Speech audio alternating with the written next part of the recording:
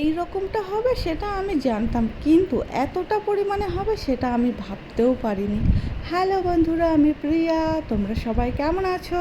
Train থেকে আমরা প্রায় 5টার দিকে নেমে গেছি, আর দেখো আমরা গাড়িতে করে আমাদের সোসাইটিতে প্রায় এন্ট্রিও করে নিয়েছি। আর দেখি আমি আঙ্কেল বেরোচ্ছে, আমাদের দেখে বলছে লম্বা ট্যুর হলো, আবার কবে যাচ্ছ?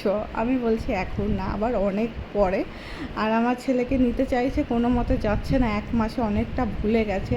আর বাংলা কথা তো ও প্রপারলি শিখে গেছে, হিন্দিটা তো কোনো কিছুই বুঝবে না। সিঁড়িতে উঠছিল, আমি ওকে হাতটা ধরে ওঠাতে গেছিলাম, আমার হাতটা সরিয়ে দিচ্ছে।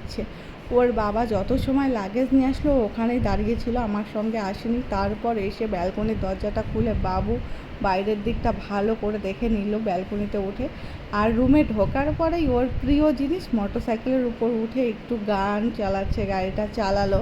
আর বেডরুমের অবস্থা দেখো এত খারাপ, কি বলবো, এগুলো সব পাতা ছিল, আমি উঠিয়েছিলাম, উঠে একটু রেস্ট নিয়েছি আমরা।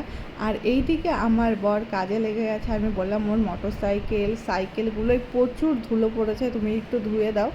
আর আমার বর যাবে ডিউটিতে, এদিকে জলদি জলদি কাজ করছে। আর কুলারের মধ্যে এত নোংরা পড়েছে কি বলবো, আর এখন এই গরমের মধ্যে কুলার ছাড়া তো 1 সেকেন্ডও থাকা যাবে না।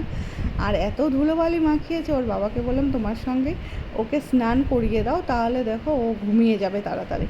প্রথমত ভেবেছে ওর বাবা ওকে নিয়ে যাবে, ও আমাকে হামি টামি দিয়ে চলে যাচ্ছে। তারপর যখন ওর বাবা ওকে নিয়ে যায়নি, ও ছোটোবেলায়ও যখন ওর বাবা ডিউটিতে চলে যেত ও প্রচুর কান্না করতো। আর এখন তো একটু বড় হয়েছে, বোঝা শিখেছে, ফোনে কার্টুন চালিয়ে দিলেও মানানো যাচ্ছে না। প্রায় 2 ঘন্টা 2.5 ঘন্টা ধরে পাপা পাপা করে কান্না করছে, পাপা চলে গেল রে, এই সব বলছে।